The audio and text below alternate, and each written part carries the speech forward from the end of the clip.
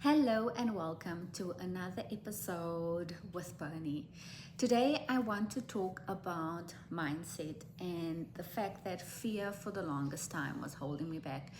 Fear of whether or not people would accept me the way that I am, fear of what people who know me would say.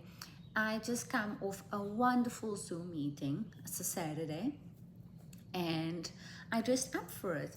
And then I was reminded that I always used to love dressing up as a girl. And I don't know if you were the same, but if your parents were out and they needed to dress up, when it came to doing the laundry, we'd always try my mom's clothes. I don't know if you did that. We did that. I also put on her high heels. Why is this important? It's important because we lose connection with that. The world has changed so much. It gives us so many things to compare ourselves with, so many people to compete with, and it shouldn't be the case. My mindset has been the most powerful tool, and I continue to learn how to unlearn a lot of the things that I used to think was just normal. We're talking about the self-talk. We're talking about making excuses for showing up on YouTube, excuses for not starting the business, excuses for changing who we are so that we can fit in. Maybe if I change this about myself, they will think of me as their friend. Maybe if I was not so needy, the relationship would have lasted. Maybe if I wasn't, so talkative, that would have happened. Maybe if I wasn't so different, things would be different for me. We are all made unique, and for a long time I tried to fit in. For a long time I tried to not shine my light super bright because I didn't want somebody else to feel neglected, not seen. I made myself super small, and I just was not confident. I wasn't confident in my abilities to sell. I wasn't confident in my abilities to speak, even though this is something that I've always had a natural aptitude for. Back home in South Africa, I gave many speaking presentations or motivational talks. I also did a lot of modeling part-time as I was working, and I was always working. At one stage, I think I had 3 or 4 jobs while studying because I was so driven. And looking back, I wish that I had celebrated more. I wish that I'd slowed down more. And I wish that I just learned to love myself more, to embrace my differences, to embrace the way I sound, look. My one biggest holdback, something that was stopping me from moving forward, was my hair. My hair has always given me issues. My hair always used to break off as a kid. And I met somebody from Ghana the one day. She was a stylist, and I'd spent a small fortune on my hair. And you know what she told me? She said, when you learn to love your hair and accept your hair, that is when it will become healthy. She actually stopped me that day from getting a perm. And why do I share this story? We all have a crux. We all have something that is physical with our appearance that is holding us back. I could have gone for so many different auditions. I did make it to so many auditions. I was shortlisted top 5 for a beautiful international Garnier ad.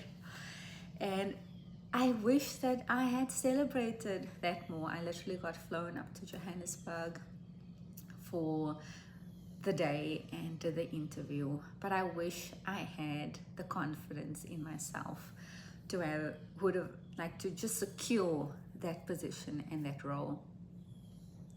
Bottom line is, somewhere along the line, we lose confidence. And today I want to ask you, why and what? Firstly, what is holding you back from moving forward?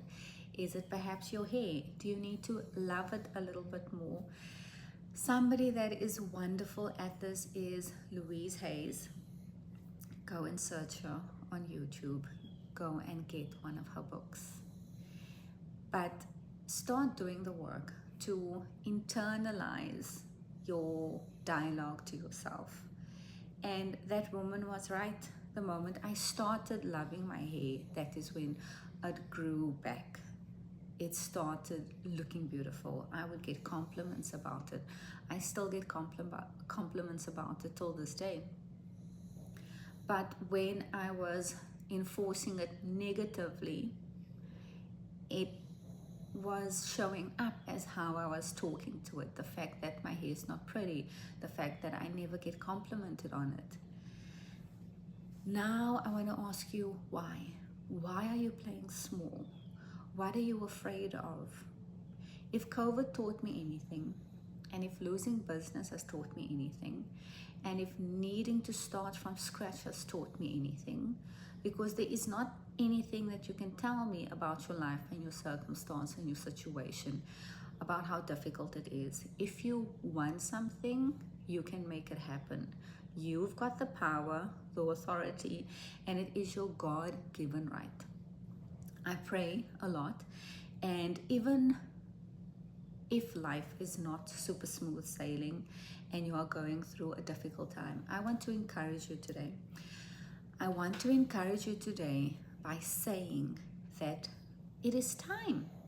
It is time to show up as the you that you want to be, and it is time to start making those changes. Nobody's coming to your house to come and save you. You have got to want it. I always love leaving little tools. So go and check out Louise Hay. And then number 2, clean up your appearance. Clean up your home. Go to church tomorrow. Connect with somebody that is positive.